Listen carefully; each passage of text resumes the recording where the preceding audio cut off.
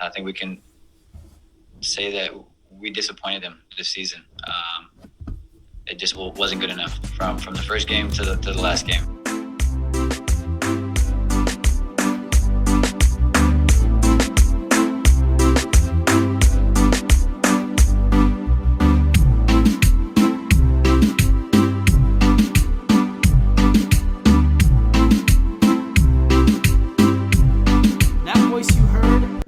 Of DeLaGarza in the post-game press conference talking about some harsh truths about Inter Miami's 2020 season. Hello everyone and welcome to the latest episode of Miami Total Football Radio, or as I like to say in Spanish, Miami Total Football Radio. I'm your host on this week's podcast, and as always with me is Steve Brenner. Steve, how was your first weekend of what is now officially Inter Miami's off-season? Yeah, I mean, sad. Upset, with the way it went, really. Upset's probably a little bit strong, but just, it was a pretty dispiriting and just sort of sluggish end to the season. We'd been speaking all week. We'd spoken to the team and Diego Alonso. We spoke to Will Trapp, and everything was sort of building up to this big game. And then it came to the game, and it was like, wow, the Friday night or the Thursday night, when Higuain and Leandro Gonzalez Perez and Federico Higuain were all ruled out with COVID. That was the killer for me, really. Expertly revealed by yourself, of course. So kudos to you. Well done. Thank you. But once that was announced, the writing was very much on the wall. Okay. Well, we are going to talk about that, and we're going to jump into all of that. But we're going to do so with a very special guest. Drum roll. Eric Krakauer is back in the house for the end of season pod. Eric, how are you doing? How are you feeling to be back on? And are you ready to talk some more Inter Miami? Great. Back by popular demand. Please, people, stop sending me mail. Okay, I've got a busy schedule, and that's why I haven't been on the pod. But you've been in very good hands, and I'm happy to talk about the debacle that was that game against Nashville. And as Steve said, I mean, the writing was on the wall, wasn't it? Once those COVID positive cases came out, it just spelled doom and gloom, and so it played out. And it did play out that way, a 3-0 loss to fellow expansion side Nashville SC. We'll talk about that. We're going to talk about the analysis of the game. We're going to talk about DeLaGarza's post-game comments, and we'll touch into the offseason. All after this. There's plenty to discuss, so let's get to it. Okay, so as we said, it was a defeat for Inter Miami to Nashville SC, its expansion brethren in 2020. A pretty disjointed performance, a pretty flat performance, and the goals came in the first half. 2 came within the first 24 minutes. 14th minute strike from outside the penalty area from Randall Leal. And then a 24th minute penalty kick, a questionable penalty kick, but a penalty kick from Hani Mukhtar before Dax McCarty put a nice bow on things with a goal from outside the penalty area in the second half. What were your guys' takeaway? I'll start with you, Steve. What did you think of the loss overall and the performance in the loss? I know you touched on it a little bit ago, but if you could expand on what your thoughts were just over those 90 minutes. Yeah, just disappointing, really, didn't it? They were behind the 8 ball pretty much early on. Goal after 8 minutes, 2 down after 20 odd minutes, something like that. Just never really in the game. It was interesting, listening to ESPN, and Taylor Twellman was quite critical of Diego Alonso's tactics. He felt that Lewis Morgan was wasted, sort of kind of in the middle rather than out wide. But it was once it was revealed by yourself that those key players were going to be missing. We've been banging the same drum for the last few weeks. The key men need to stand up, and when 2 of the key men. I also did read a wonderful piece about how Leandro Gonzalez Perez was going to be the MVP of Miami. So that was pressing by itself. But once those 2 guys, which effectively Gonzalez Perez and Gonzalo Higuain, once they were ruled out, and they were really sort of it just wasn't going to happen for them. And Pizarro, obviously, he came back from his international exile and was anonymous again and just didn't really do anything and just couldn't really get in the game. And the Nashville players would just seem better organised, They were drilled better, and their big guys stood up and produced the key moments. And they faded towards in the second half, but for the first half, they were absolutely spot on, and they absolutely deserved everything they got. Well, when we get our cult following in 2020, I'm sure you're gonna have a shirt that says your slogan's gonna be Rodolfo Pizarro did nothing on it, because I think I've heard you say that like every week on this pod. No, hey, I agree with you. He was the worst player for me. He was the worst player for me on the field for Inter Miami, 100%. We're talking about the big players stepping up at the right time, and Higuain has done it in little patches, but just when they needed him, just when they needed Pizarro to produce that standout performance, while they're paying him the big bucks, just to drag the team by the scruff of the neck and really push them forward, he did nothing. I agree. I agree with you. I 100% agree with you. I'm just busting your chops, Steve. But no, I agree with you, Logan. And I think there's some circumstances that play into that. He joined up with the team on Thursday night, the day before the game, so he didn't even get to train with the team, not even once before the match. He's probably drained as well from playing on Tuesday, traveling over the Atlantic to get back to playing for Inter Miami. So there's some factors in there. But look, at the end of the day, there's no excuse. He gets paid a lot of money. He was he was the highest paid player on the field in that match. So he has to deliver, and he didn't come close to that.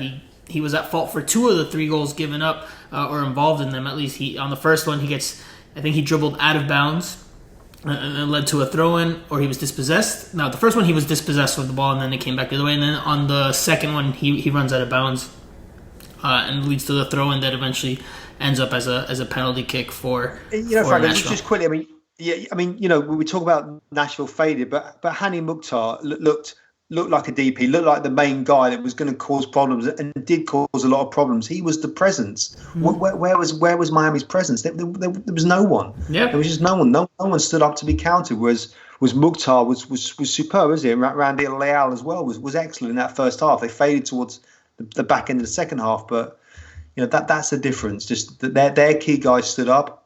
Miami's guys didn't. We'll touch on a little bit more and expand on the individual performances in a moment. I just wanted to get Eric's thoughts on the game and the overall disappointing showing that led to what was obviously a very frustrating elimination for Inter Miami. Well, let me just start with Pizarro real quick. The fact that this guy, had to fly MLS Airways, 3 charter flights to get back.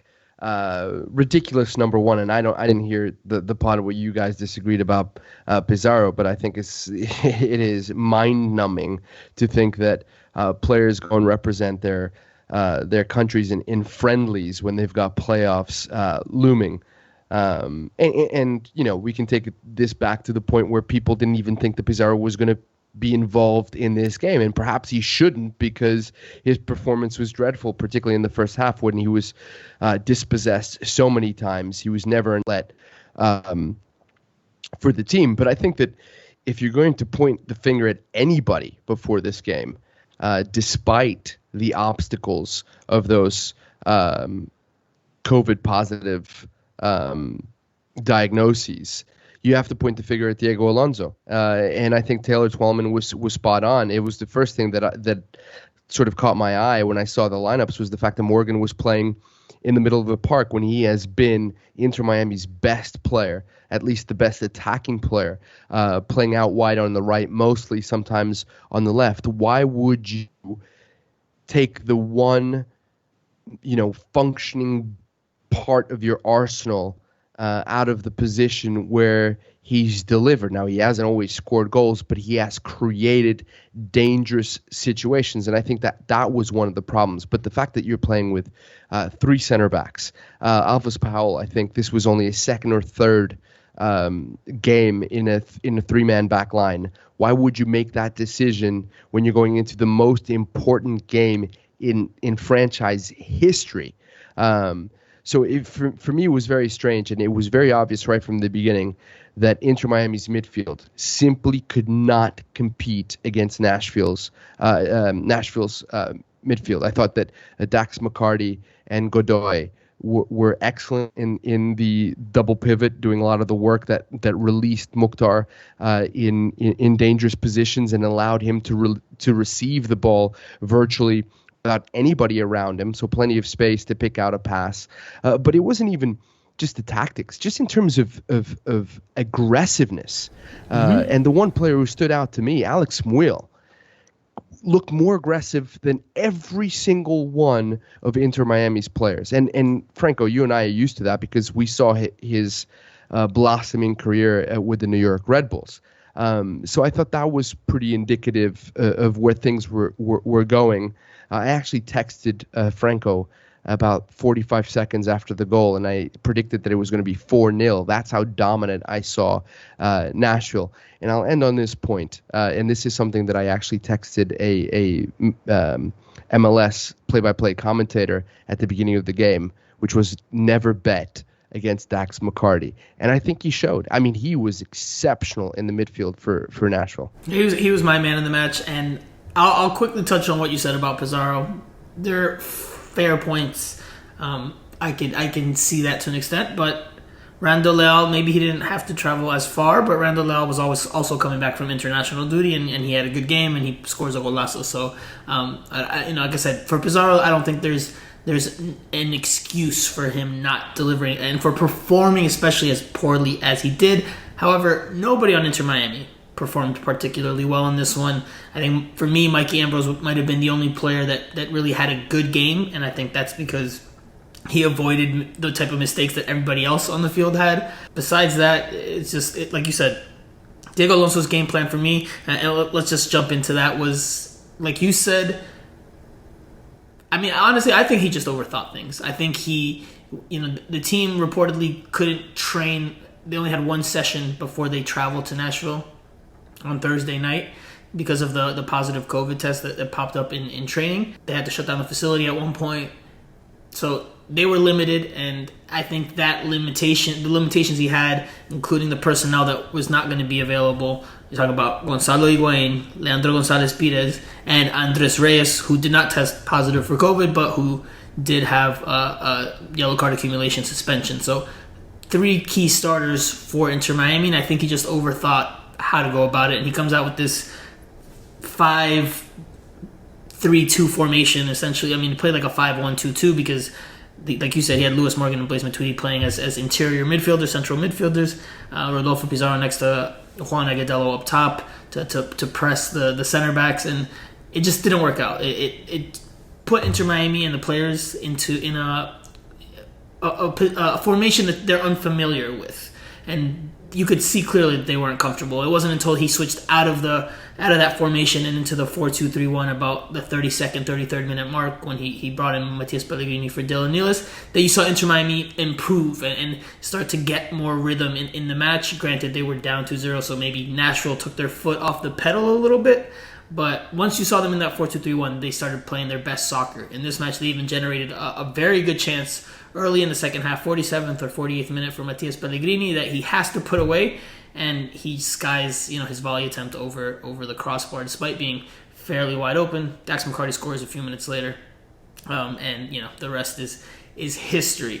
Steve, but just listen. I mean, just listen to what you've said. They weren't able to train. The facility was shut down. They weren't able to work on any set plays or work on any formations. I mean, I don't want to make excuses. He didn't want to make excuse Diego Alonso afterwards, but there was a lot going on, and clearly once the COVID positive test started coming in, that just really makes things really difficult. But that to me makes it even more of a point than stick with what or stick with the players know. Stick with what they've played in and what they're comfortable in and what they're familiar with. Switching to this new formation that they've never played before, when what you just said, they haven't trained, they haven't really been able to work on things. Like, how does that make sense? To me, that makes less sense than trotting out what you're normally used to playing. Like, if you haven't had time to get these repetitions in because of a difficult, unforeseen challenge, I don't understand how you can all of a sudden just be like, well, let's try something new in this playoff game.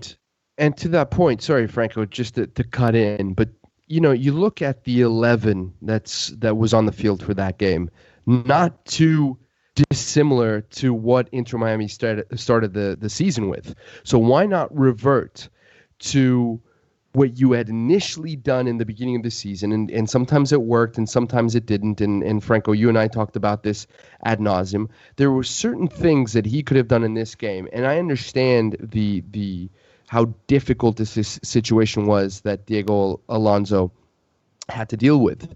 But why not sort of rely on players who you've played in particular positions and have done, pretty well on occasion? For example, if he goes with a 3-man back line, why not play Ben Sweat as a starter? Why put Powell in that back line?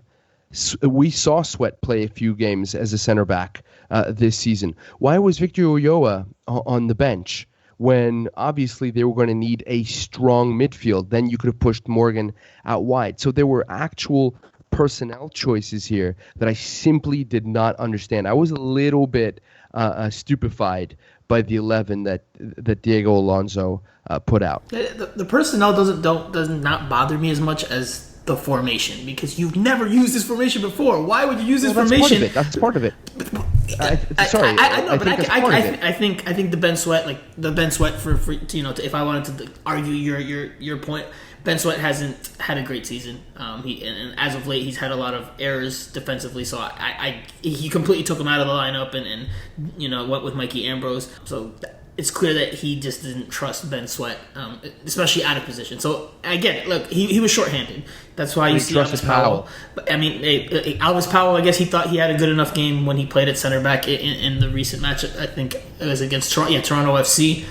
So I guess he saw enough there to trust him. And I guess he has the experience, whereas Christian McCoon doesn't have experience, even though he's more of not necessarily a natural center back, but he's had maybe more minutes there. But regardless, the game plan to me was clearly puzzling, especially when you take into account that the front five, that's how I'll phrase it, the midfielders and the two attackers, the two forwards, they were instructed to press high. Diego Alonso said this after the match. They were told to press high, to press Nashville center backs and their two sixes, their two defensive midfielders. And they did do that from the beginning. But the defense did not help or move forward with the rest of the team. The defense stayed in the back five, stayed in deeper positions, and you had, and I highlighted this on SBIsoccer.com with images where I've put circles around the big open empty space that was created because the front five were pressing while the back five were just kind of standing in a deeper spot, and then just had this empty block or empty gap in the middle with acres of space that Nashville SC found successfully, and that's where they got 2 of their 3 goals from. And look, Randoleo's opener is a heck of a finish from distance, an absolute bomb. What a hit. However, he doesn't take that shot. He doesn't feel the confidence and the comfort to make that decision if he has someone in front of him pressing him and making it challenging for him. He took that shot because he had all the space and all the time to decide to take that hit. And that's on Diego Alonso. That is, the tactics did not work. They did not play the players' strengths, and it just was overall, the lines were all over the place. It was really bad, man. It was as juvenile a performance I've seen in the professional game as ever, because just the lines were so out of whack. It is symptomatic of everything that happened. I think we have to make that point that these are extraordinary circumstances that teams are dealing with. Whenever has it been a situation where players have been unable to travel because of a virus, and it affects the rest of the squad? They can't train. I'm not making excuses for them. I will say that, but these are extraordinary circumstances and stuff that he's never ever dealt with. And please God, hopefully none of us ever have to deal with it again. But we have to add that caveat that these are wild times and not in a good way. Absolutely. I get that. No, I get that. But I asked Ajila DeLaGarza, this is your 24th game of the season, and yes, you're an expansion team. You're coming off a couple weeks where you're not training, but at this point, how do you guys explain such a disjointed performance? And that is partially tactics. And now we can talk. I want to touch on this. Is Ajila DeLaGarza's comments after the game. And Steve, I think me and you agree. We were both there asking questions. This might have been the press conference of the season, at least from a media perspective. Exactly. It was late. I was ready to I'd filed my story. I thought we were supposed to be getting Blaise Matuidi. I thought, great. I'm working for an agency which is based in Paris. Fantastic. Matuidi didn't come up. Ajila DeLaGarza. What's he going to say? And it was brilliant and just refreshing as well, because normally, the footballers, soccer players, whatever, especially young ones, they it's drilled into them. They're media trained. They never really say anything. They don't want to upset people. And fair play to him. He came in and he was honest, and it was just so refreshing to hear that. And everything he said, we were just like, okay, fine. I'm sure you're gonna touch on that right now, but it was refreshing, even though it was midnight and I was very, very tired. I think we should touch on it. And I know Eric wanted to say something, so let's Eric, add what you were going to say, and then I want to dissect Ajila DeLaGarza's comments, because to me there was 3 positives about Inter Miami on Friday night. 1 was Mikey Ambrose, 2 was Diego Alonso's suit choice, and 3 was Ajila DeLaGarza's press conference. That he was insightful, he was honest, he was candid. We absolutely need to analyze that in detail. But Eric, I'll let you finish your previous thought. I was just gonna sort of piggyback on what Steve said about unprecedented circumstances. We already talked about Pizarro, and we could say the same thing about Leal. And the fact that you have international play, people are participating in friendlies. I mean, it's absurd. It's as absurd as allowing fans in stadiums during a pandemic without being socially distanced. All of these things together, just to sort of amplify the point that Steve made. So let's touch on DeLaGarza's comments, because one of my favorite things to do as part of this job on the media side, and even when I'm just observing other teams and from afar, like Peru's national team, I'd like listening very closely to press conferences and what players and coaches say and what they don't say. And Ajila DeLaGarza for me was incredible. I'm gonna read through a couple of his quotes here, and we can touch on them. One of the biggest ones was talking about the game and how it was a microcosm of the season. This is his quote. "It's almost exactly what's happened throughout our year. On the defensive side of the ball, we were not good enough at pressing and stopping shots. On the flip side, I looked up at the scoreboard one time and we had 9 shots and they had 3 shots and they had 3 goals and we had 0. On both sides of the ball, we have to be better. That just comes with training and being better. We've got nobody to blame but ourselves. I think a lot of guys can say they didn't live up to what they came here to do, unfortunately. We have to go into the offseason feeling like that." That's one quote. He had the one that we heard at the beginning of the pod, and he also had this one here. "As a defender, you're trying to delay as much as possible, but we have to do better. The communication has to be better. The language barriers have to be better. Too many guys don't speak Spanish. Too many guys don't speak English, and that leads to not communicating on the field." He got some heat for that. He actually responded today on Twitter to some fans that were saying he was using that as an excuse, and he doubled down on his stance and said, look, we just haven't been able to communicate at certain points. So let's touch on all that. Steve, I want to start with you. What do you make of his comments? I mean, I know you said it's been you took it away positively in terms of how refreshing it was to hear someone come out and say these harsh realities, these harsh truths. But do you agree with him? How much stock do you put into what he said? Yeah, I think you've touched on it in the past, hinting at a sort of language barrier sort of problem, but that is a massive problem, isn't it? And then that, people aren't being able to communicate properly. When we speak to Diego Alonso, he only speaks in Spanish. He understands English. He's obviously got, he's got English backroom staff. Anthony Pulis is there, who's English. I don't know if he speaks Spanish or not. I don't think he does. So there is a problem. I'm assuming that Diego can get his message across, but it is a bit strained. And then you've obviously got guys like maybe Reyes or Gonzalez. Gonzalez Perez speaks English, doesn't he? So I'm not sure who else there is. Blaise Matuidi's English is probably not great. Pizarro, Higuain's English is probably not great. Lewis Morgan is Scottish, so his English is not great either. But that is a massive, huge problem. And then if you trail all the way back to the recruitment process, why are they bringing in people that can't communicate with each other? Is there enough people in the backroom staff that communicate? It's a massive problem. Whenever you play soccer, it's drilled into you from the start. You've got to speak, got to talk, you've got to communicate, let people know. If you're unable to talk to each other in the same language, or at least convey your message in a concise way, it's a problem. And, you know, that is really the first time in all the weeks we've been going on these Zoom press conferences and whatever that we've actually heard someone say that. And obviously it came at the denouement of the season, but it's a very, very valid point, and I think says a lot about where the squad's at and where the recruitment has gone wrong, if it's gone right, or where it's gone wrong. And, you know, I think that the sort of front office have some questions to answer on that particular score for sure. Wow, denouement, huh? Denouement, huh? I want to hear what Eric has to say. Because he covers a lot of international, well, not international, but, you know, European-based soccer, some South American club soccer. So he might have a different opinion. I don't know. I haven't talked to him about this particular point. But before he does, I'm going to put in my 2 cents here. I think it is an issue. I think it's a minor issue. So if people think, you know, Ajila DeLaGarza is saying this is the reason why we lost, when I say we, he's saying, you know, him saying Inter Miami. I don't think that that's the point what he's making. I think he's just saying this is an issue that they have, and it's, you know, everything, all the little details add up, and they paint a full picture. So it's an important point though, for sure. Sure, absolutely. You need to be able to communicate with your teammates. Obviously, you know, professional players don't speak, don't play as mutes. They talk, they communicate, they bark at each other, they shout at each other.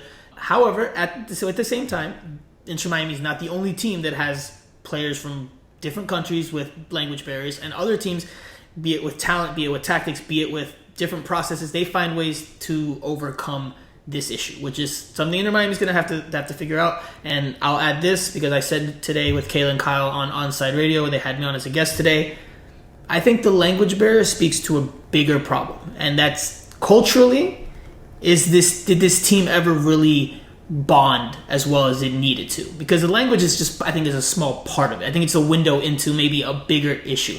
Now, every team, professional team, has its, I don't want to say cliques, but it has its groups, right? And you have certain type of guys hang out with certain type of guys. Maybe be it the married guys hang out with the married guys, the single guys hang out with the single guys, etc., etc. Here, in any footage you've seen of the team over the course of the year, the Spanish-speaking guys, the Argentines, Rodolfo Pizarro, they're usually together.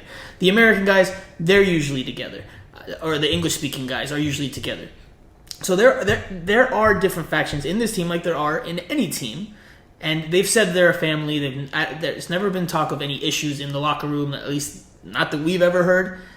Those reports have never, nothing of that sort has ever come out. But how much could they really bond this year? How much were they really able to connect? I was just going to say, the one quote from him, it's been hard to bond with the COVID situation. Chatting on Zoom meetings doesn't help you to get to know your teammates. But again, we can't make excuses. So again, that is, an important point that he made. They have been unable to bond properly. Remember when we first started doing those press conferences back in, March, April, everyone was working from home effectively. So, again, another insight into where the problems are. It's an issue, I think, but it's a minor issue. I don't think that's the main reason why they lost. Eric, what are your 2 cents in terms of the language barrier quote and his comments with regards to that? Well, let me start with this, and I don't know if this is factual, so you two would know a lot more about this than me, but I have been told, and I have to admit that I've switched off MLS because I've been so busy, that some of the COVID positive cases may have roots in a barbecue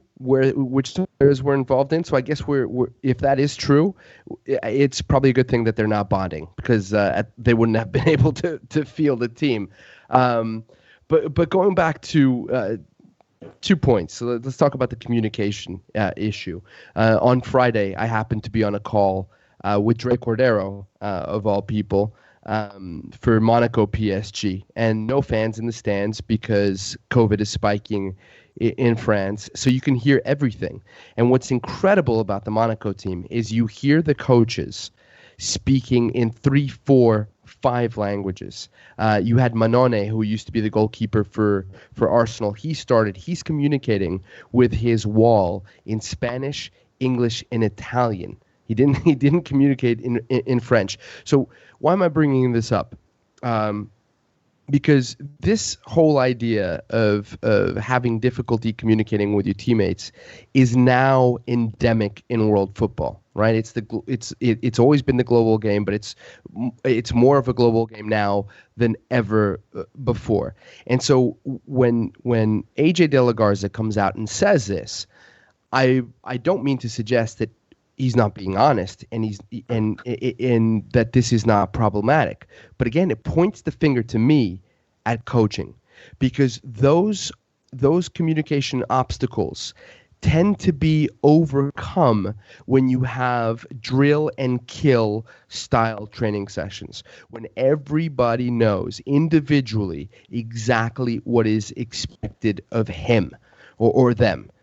And so if you are having difficulties during a game communicating what you need a player to do, I think that doesn't look good for a coach. But it also tells me that there's even another underlying issue, because let's be honest, all of us play this game.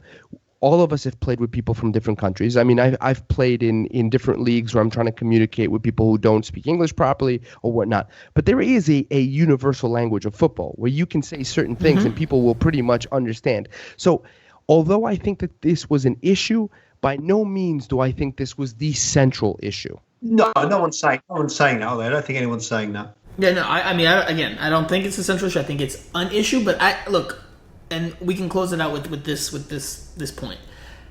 I think what you just said in terms of the language barrier comes into the forefront because soccer-wise, or how in Spanish you'd say, futbolísticamente, they don't understand each other, and they're not on the same page. And I think you saw that very clearly on the first and third goals that Nashville SC scored, where, again, similar in terms of where the breakdowns happen in central positions versus Randall Leal's bomb from distance. The third one is Dax McCarty literally looking like Dax Messi out there and taking the ball from the midfield line to just outside the 18, unchallenged. Nobody steps up to press him, and he's able to slot the ball into the bottom right corner. Now, again, we touched on tactically why there was nobody in those spaces, but if you analyze those plays and you look at both of those plays, you see Blaise Matuidi, he's behind the play, but maybe with 100% effort, he can help get back, break it up, maybe take a yellow card for a tactical foul, something of the nature. But what you see him do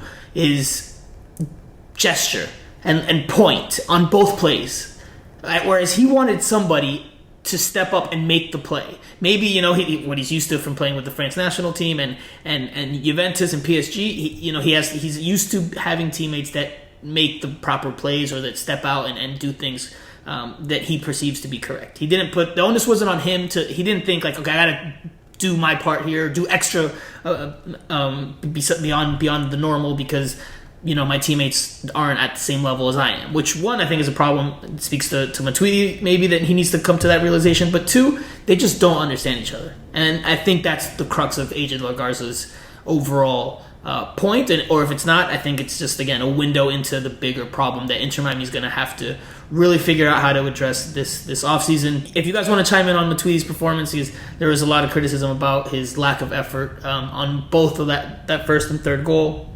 Again, I think it's a matter of him not realizing yet, and this is something Eric, you know this well, other high caliber players from Europe have to transition and realize once they come to MLS, their teammates are not at the same level. They're not going to make the same type of plays that their former teammates have made. Exactly the same reaction I had when I played with you, Franco. Like I was asking you to do things that deep down I knew you don't have the ability to do. So I know exactly what he was feeling. So then you're different than Matuidi, because I think Matuidi just didn't have the realization that he was doing that. Like he hasn't realized that his teammates aren't going to get there. You knew that I couldn't do things, and you still thought I could. See, speaks to how terrible of a teammate you are. Eric and I saw this very close and personal with the New York Red Bulls and Thierry Henry. In his initial first season and a half, he barked at teammates a lot. Even afterwards, he still barked at teammates. But eventually, he came around to understanding that they were limited and that there were challenges and that he could not expect them to do everything they needed to do. He would give them pointers in training. He came around to being more of a helpful voice. But initially, there were challenges until he realized, hey, I can't expect these guys to play at the level. And now he's doing it all over again with Montreal. Yeah, I mean, David Villa was the same. The list goes on and on for players across MLS. It's definitely an issue. Steve, I'll let you close out, and then we'll wrap up this first segment. Just a very dull point on the Red Bulls. You obviously there, but I was there too. I mean, he had Tim Cahill there, who was a great player and was helping him on. So at least he had some kind of assistance. And I think also we're looking back again, but Friday night there was no Gonzalo Higuain, and that affected everything. All over the squad, on the pitch, off the pitch, everything, and that was it. Tim Cahill, fun fact, is the only active player, or not active player, but is the only player on Twitter, as far as I know, that has blocked me. We'll talk about that some other time. I like him even more now. We're gonna take a quick break, and then we'll come back with the Q&A session. I put it on my shoulders and the guys' shoulders that we just weren't good enough and we weren't prepared. Well enough to win the game tonight.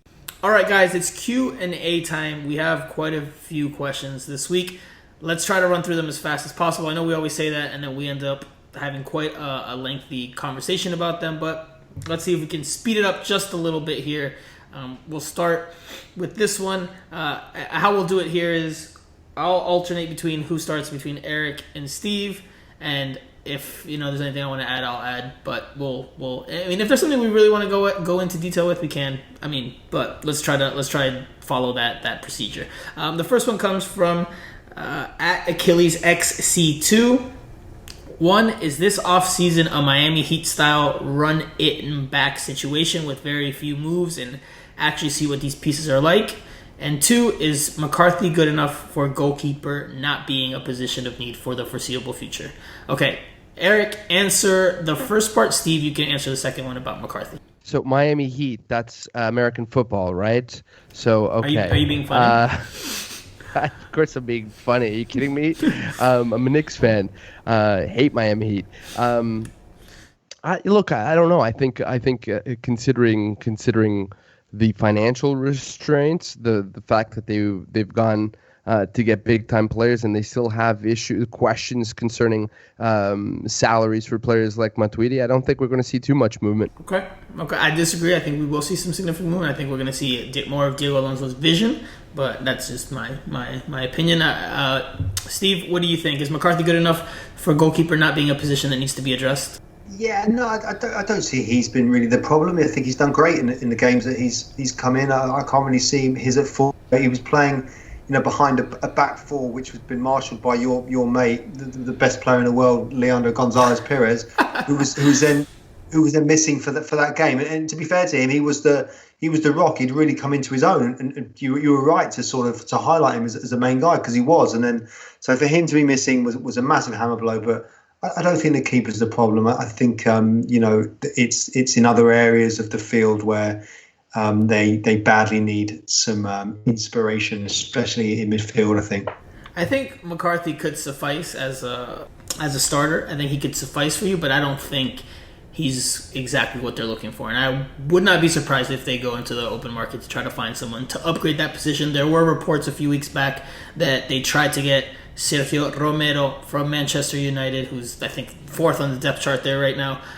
There was reports of that a few weeks ago, that they tried to get that done before this transfer window closed, this MLS transfer window closed, and they weren't able to. So I wouldn't be surprised if they go into the window and try to address that spot. But we'll see, because they have other positions of need. Second question comes from Fighting Herons.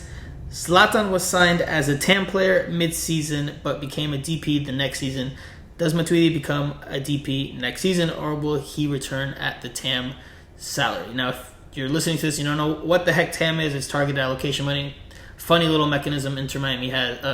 MLS has 4 teams to sign players. Blaise Matuidi fell under that category instead of a designated player category.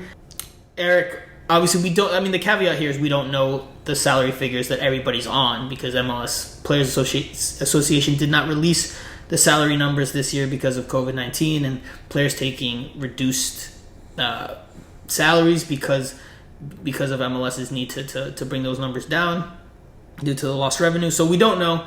I mean, Eric, do you think there's a chance that he could be a DP next season? I would imagine so, right? I would have to think so, but I don't know. What do you think?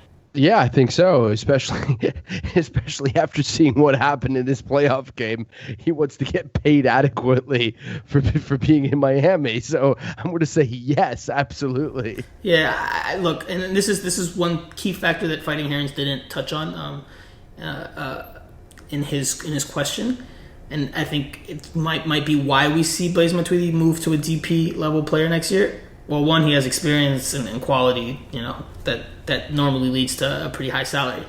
Number two is you don't seem convinced. Number two of your voice. No, number two is that he came at midseason, so the cap hit is reduced. It's not the same as if he were here for a full season, where then the cap hit is higher. So that very well could be what allowed him to be a TAM player this year, whereas next year he will probably or maybe could fall under a DP caliber player. That next question comes from Pool Cutie at Pool Cutie. Why did Alonso perform terribly this season? COVID is not an excuse. AJ said there's a lack of communication. Steve, what are your thoughts?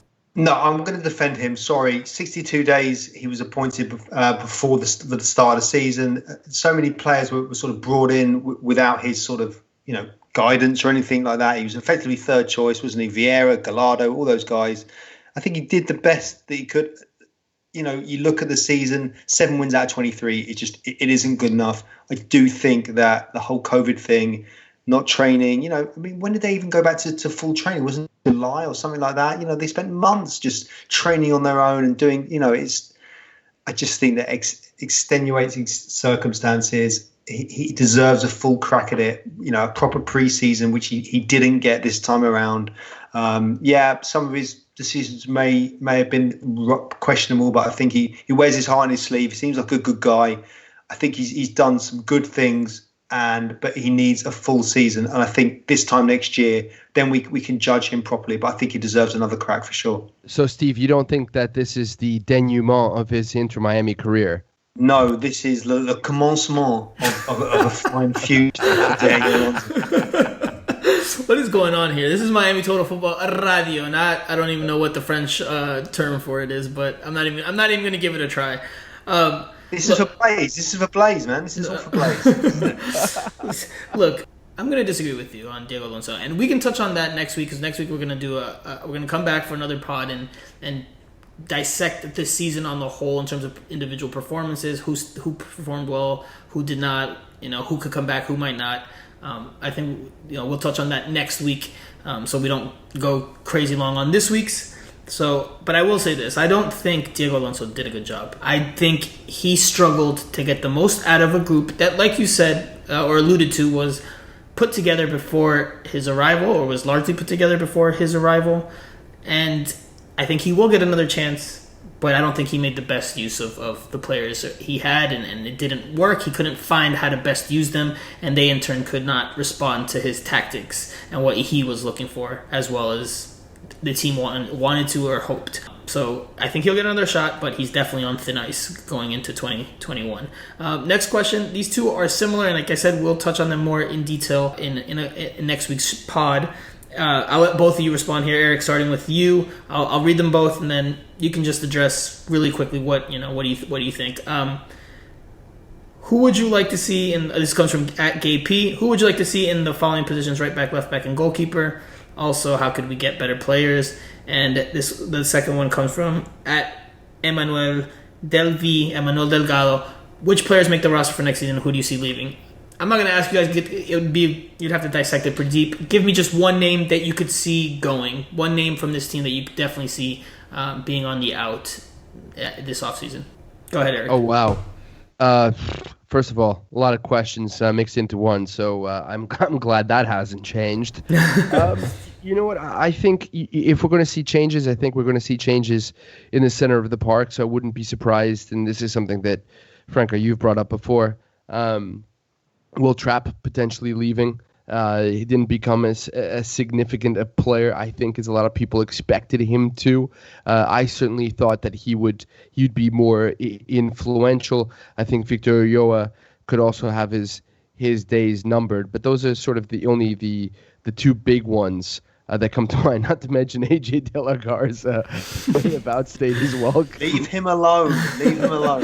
Legend. Decisions like that get made in the world of Futbol, so I could absolutely see AJ DeLaGarza being let go after his honest and accurate comments. But might not go off too well within the coaching staff. So I could definitely see, and even with the sporting director. So I could definitely see a situation where he goes. Steve, I'll let you add a name or two if you want, and then I'll add mine before we move on to the final two questions. I think the front office definitely have some answers, some questions to be asked of them for sure. The recruitment, like Paul McDonough made a lot of these transfers before Diego was here. I think he has to be held slightly accountable. I don't think they've got it right. I think the balance of the squad is a bit off. Pellegrini, he seems like a nice kid. Interesting, we've never actually spoken to him. I don't think I've ever heard him speak. I don't know. Correct me if I'm wrong. Pellegrini? Yeah. Yeah, we spoke to him after the Montreal Impact game where Inter Miami won.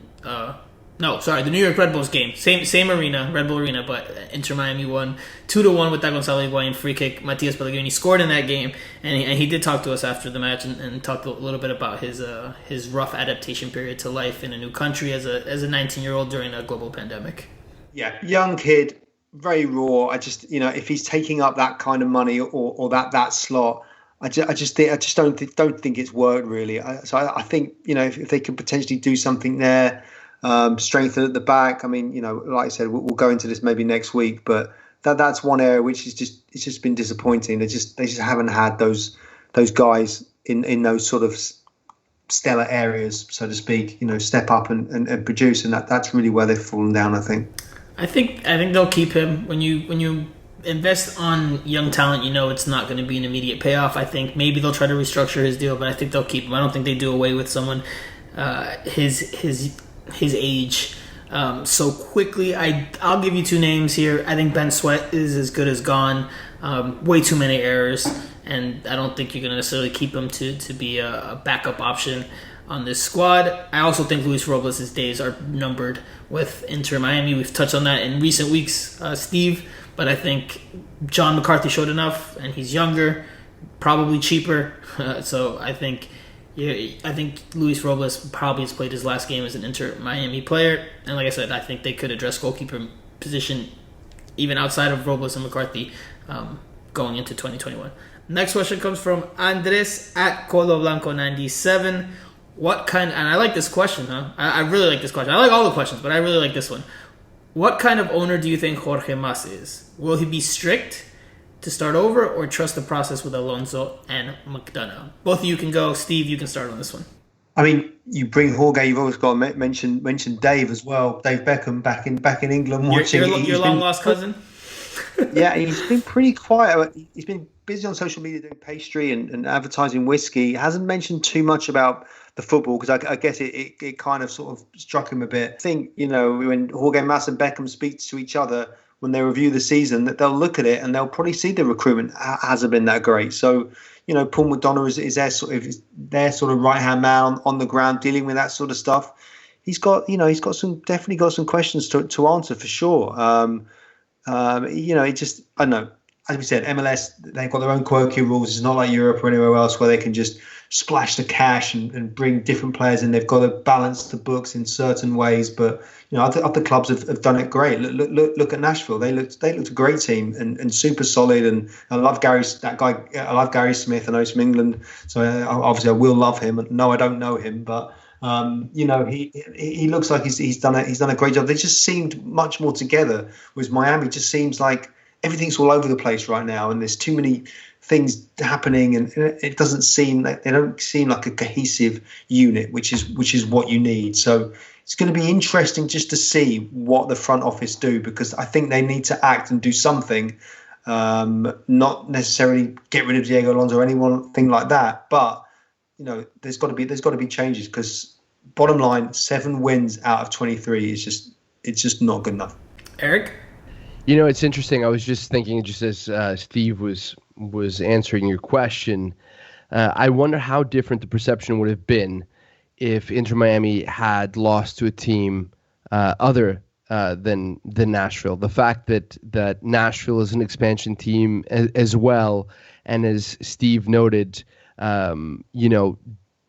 it seems to be at a significantly different place in its progression as a Major League Soccer franchise. Not only in terms of the result, but there's an identity about them. There's been an identity about them all season. That bond that you were talking about before, it does seem like they have that bond, and true.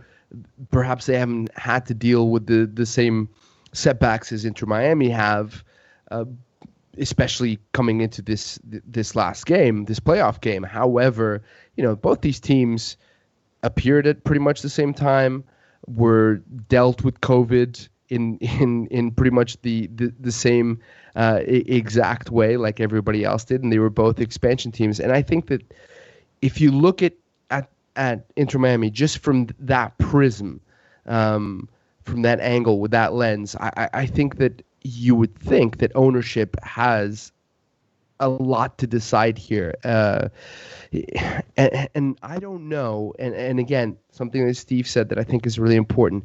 It just seems like there's so much noise about this Inter Miami team right now.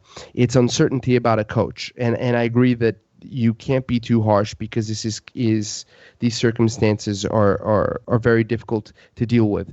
We're not sure about the players, even some of the players who are the big name players like Rodolfo Pizarro. Has he shown enough to prove to anybody that he can be a DP who can lead this team anywhere? I don't know. I think he had promising games. So I think there are a lot of questions, and I think that resolving all the issues that have presented themselves is just too difficult a task to wrap a nice bow at the end of the off season, if you will. I think these are growing pains that we're going to see for the next couple of seasons, if that makes any sense. I will make the point that you find Nashville is interesting and stuff, but Miami is still so much more newsworthy than pretty much any other team. And Alexis made the point that, yes, we need these well-run clubs like Nashville and everything else that have done so well, but you need that kind of arrogant, big-hitting sort of box office sort of teams in the mold of something like Miami, who brash. We're going to do this. We're going to do that. We're going to bring in the big players. And that's why we're talking about it and why it's interesting. So we're not denigrating the team and saying they're hopeless or anything like that. They are super newsworthy, and I think they are getting the attention like we're giving them right now because of what they're trying to be. And I think that's what makes it interesting. Right. Absolutely. But the problem is, if you're going to be bombastic and if you're going to be aggressive and you're going to be, you're going to have all this ambition, and then you fall flat on your face the way that they did, well, then all of a sudden all the everything in the veneer cracks, right? And all the ugliness is exposed. And I think that maybe ugliness is a bit of a loaded term, but a lot of loose ends that need to be tied now. And I think that's just a very difficult thing to do in a very short period of time. Eric's the type of student that on his test, they would, they'd have the question and then 3 lines for him to write his 2-3 sentence response, and he would just write down the whole side of the paper to fill in his response. Because that was the longest winded answer I've heard for the question of what kind of owner do you think Jorge Mas is. I didn't even answer that question. Exactly. So thank you for that. Look, I'm going to say this. Jorge Mas is one of the most forward-facing owners in Major League Soccer. He's at every home game, in the stands. You saw his upset demeanor. He had a pretty angry face the day that the Inter Miami Atlanta United game was canceled without any knowledge of what was really going on. At least on his half, he was pretty upset. There's pictures of him in the stands. I don't think he will stand for this for too long. I think he will. He's very hands-on. I think Diego Alonso gets another season, or at least a half a season. But if you don't see improvement by midseason next year, I don't think he's gonna be happy about spending all this money into this squad and then it just not producing for him, because he's a Miami guy. He knows how important winning is and all of that. So definitely think he will not be shy to pull the plug if needed to next year. Okay, last question has to be super fast because we have to get our final thoughts in. And this comes from Gabe P. It's not really a question. But he says, dude, I feel like he has given all the answers we wanted. He's talking about Ajila DeLaGarza. Now, I do think that management won't like that, and I feel they will probably trade him, but I wish he would have played more. I don't think the veterans were given a real chance by Alonso. I'll start here. I think he gave the veterans a chance. Now, you're talking about depth options and players on the bench. Sure, there were players he didn't trust in, and he didn't show much confidence in until late in the year when he had to. But I think, again, it speaks just the point of this roster not being one that fits his vision and what he has in mind. So we're gonna jump into the final thoughts here, and I'm gonna throw a question out for you guys. So this is the Q&A finale, or the French word that you guys kept using earlier that I don't know how to pronounce. What grade do you give Inter Miami for this season? What grade? And you guys just touched on it in a very detailed way, but just give me a grade. One grade and maybe a sentence or two for why. Starting with you, Steve. C-. Must do better. Done okay in parts, but more homework needed. Obviously, never been a teacher.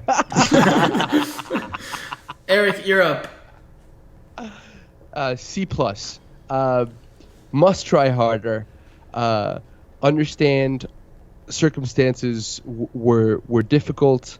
Look, they made the playoffs. Okay, they backpedaled into the playoffs in the first season. That has got to count for something in 2020. So a C+, which is pretty positive. I mean, you get a pass, and you can take your report card to your parents, and they'll smile a little bit. So I'll give them that. Wow, you both are by far way more positive than I'm going to be.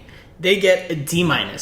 The only reason this wasn't a failure is because they snuck into the playoffs as the 10th place team on the last day of the season. If they hadn't made the playoffs, this would be an F. They came into the season talking a big game about being one of the best teams in the league. They talked about that during the season. Nicolas Figal said after MLS is back, we're a new team, but we're one of the biggest teams in MLS. The hype was sold from early on. They sold this aspirations of we're going to be a championship caliber team. We're going to contend at least for MLS Cup in our first season. We're going to try to win everything, and they fell so far short of that. Yes, there are reasons for it, but they fell so far short of that. They barely get a passing grade. Barely. I mean, it's not even a passing grade. They barely did not fail, in my opinion. So D- for the team. That does it for this week's show. We'll be back next week. We'll talk a lot more about the individual performances, what positions need to be addressed, who stays and who goes a little more. We'll try to have Eric back on if his schedule permits. We'll, of course, have Steve on, and we'll have myself as well. But that does it for this week's show. Make sure you stay tuned to us. And again, follow us on all our social media accounts. For more giveaways, we did a giveaway last week. Gave away a pink training top to at 954 Garcia on Instagram. We'll probably do one on YouTube in the next week or two. So stay tuned for that. But we'll see you guys next week, and we'll talk again on the next one.